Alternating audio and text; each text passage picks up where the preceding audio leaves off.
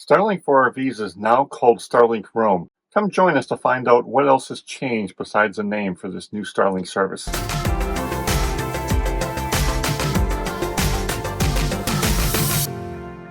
Hi, I'm Dan from the Mobile Internet Resource Center. So Starlink recently had a price change for their Starlink for RVs plan, and now less than a month later, there's another change. They have now rebranded Starlink for RVs to be called Starlink Roam. In most ways, a Starlink Roam is just a name change. It better reflects how the Starlink service is used for those people that travel with it. It's not just RVs enjoying the service these days, it's been enjoyed by all kinds of nomads. One of the changes we do see with this new Starlink Roam service is that it now offers two tiers of service. The lower tier is called Starlink Regional, and this basically is replacing the Starlink for RVs. It's the same $150 a month, and users are limited to country moves inside their continent. They cannot travel outside their continent. The higher tier actually allows global coverage, and this means for someone that wants to travel worldwide with their Starlink, they can now subscribe to this higher tier and have global coverage wherever they travel. Starlink Roam plans do remain pay-as-you-go, meaning users can pause them whenever they would like. You do pay for a full month of service anytime you start up your plan, but you can pause it anytime you like and for as long as you like.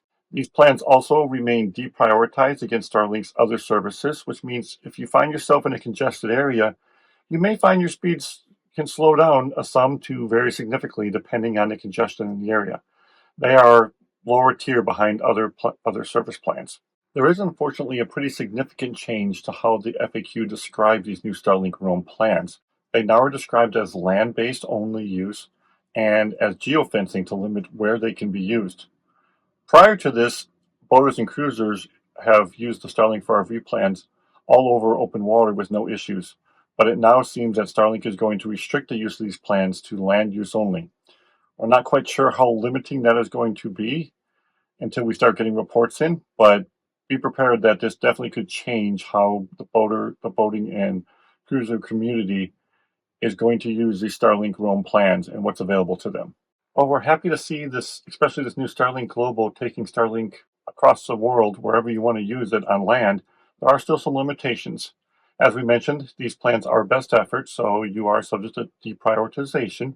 Another limitation that is still listed in these plans is that if you spend 2 months or more in a single country, you may be forced to update your service address or your billing address for probably regulatory reasons. So just be aware of that. If you bounce around a country zone and don't stay in one for 2 months, that should not be an issue.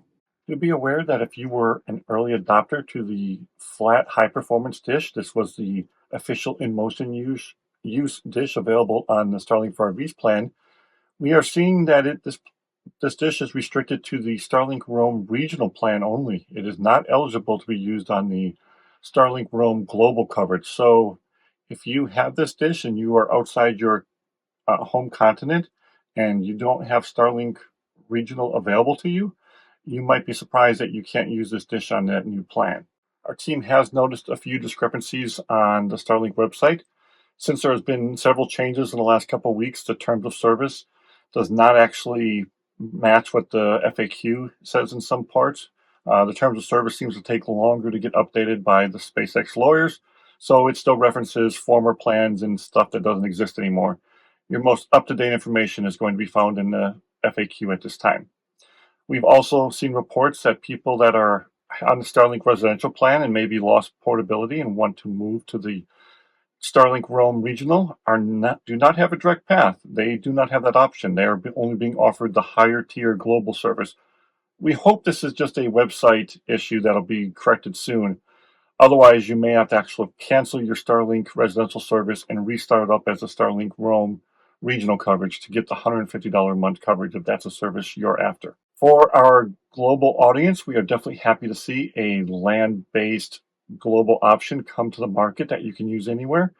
But we are hoping the best for the boaters and the community to see how this is going to affect them and what decisions Starlink is going to make on how strict they enforce that geofencing. Let us know if this new Starlink Roam Global was a plan you were waiting for, and if you're going to make use of it, or you're just going to stick with the Starlink Roam regional plan for now in your own continent. These videos are brought to you by our premium members, our mobile internet aficionados. They make it possible for us to track this news and create these videos. If you like this video, please give it a thumbs up, leave a comment, subscribe to our channel, or better yet, consider becoming a member yourself.